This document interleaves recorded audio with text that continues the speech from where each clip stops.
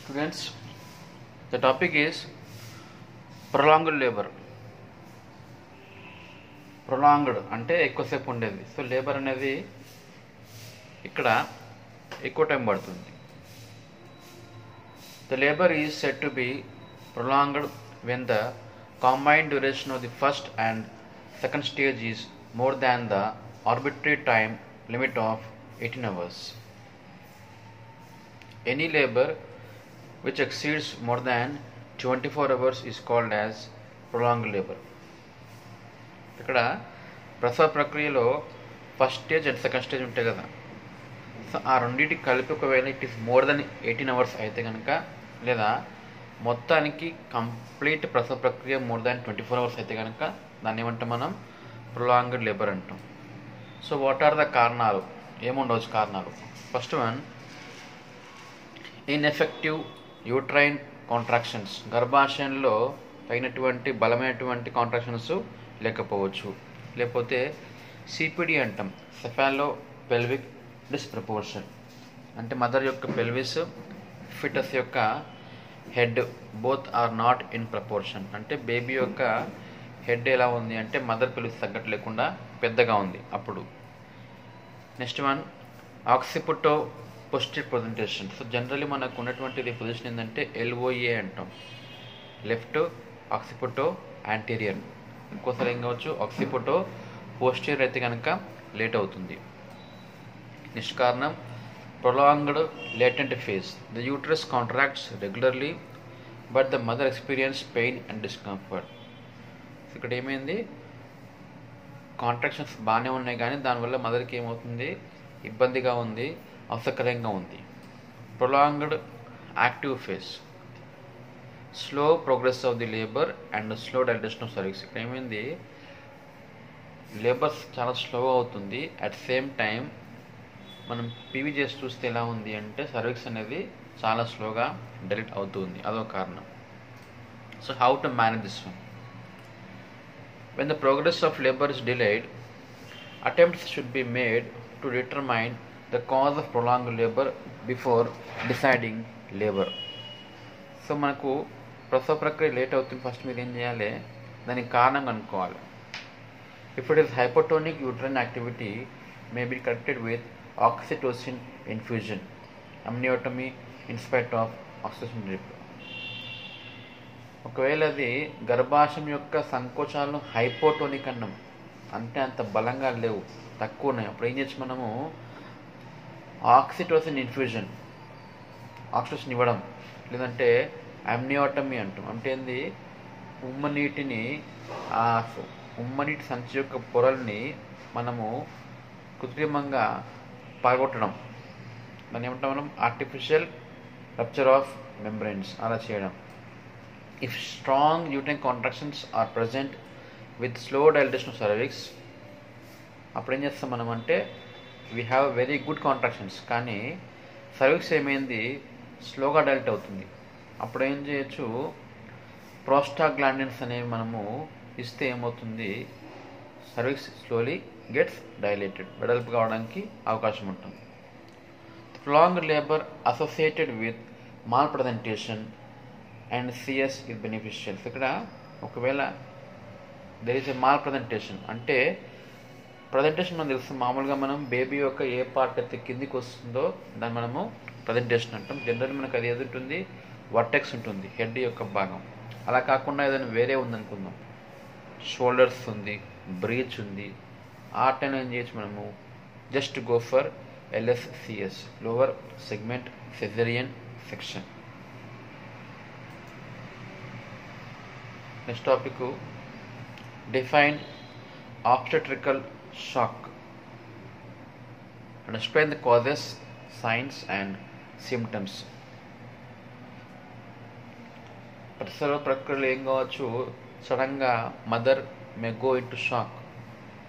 The shock is defined as state of system circulatory inadequacy and poor tissue perfusion resulting in generalized cellular hypoxia. అంటే ఇది circulatory అడిక్వెసీ అన్నాం, అంటే తగినటువంటి రక్త ప్రసరణ జరగట్లేదు. దానివల్ల ఏమైంది, పూర్ టిష్యూ పెర్ఫ్యూజన్, టిష్యూస్కి కూడా బ్లడ్ సప్లై తగ్గిపోతుంది. దానివల్ల ఏమవుతుంది, జనరలైజ్డ్ అంటే శరీరం అంతా సెల్యులార్ అన్ని కణాలకి ఏమవుతుంది, హైపాక్సియా అంటే ఆక్సిజన్ తగ్గిపోవడం. మొత్తానికి సర్క్యులేషన్ తగినంత లేకపోవడం వల్ల, కణజాలాలకు బ్లడ్ సప్లై లేకపోవడం వల్ల అన్ని కణాలకు ఆక్సిజన్ కంటెంట్ తగ్గిపోతుంది. ఇది మనము షాక్ అంటాం. సో టైప్స్ ఎలా ఉంటాయి, వీ హ్యావ్ 2 టైప్స్ అనమాట. One is the haemorrhagic shock ఉంటుంది, ఇంకొకటి నాన్ హ్యామరేజిక్ అంటాం. కారణాలు ఏమిటి చూద్దాం మనం. First one, trauma in the shock, ఏదైనా గాయమైనప్పుడు. ఇంకోటి ఇన్వర్షన్ ఆఫ్ ది యూట్రస్, గర్భాశయం యొక్క ఇన్వర్షన్ అంటే ఏంది, అది ఉల్టాగా వచ్చేయడం అనమాట. పైకి ఉన్నది గర్భాశయంలోంచి బయటికి అది వచ్చేయడం అనమాట. ఇంకేం కారణాలు, మాన్యువల్ రిమూవల్ ఆఫ్ ప్లాసెంటా.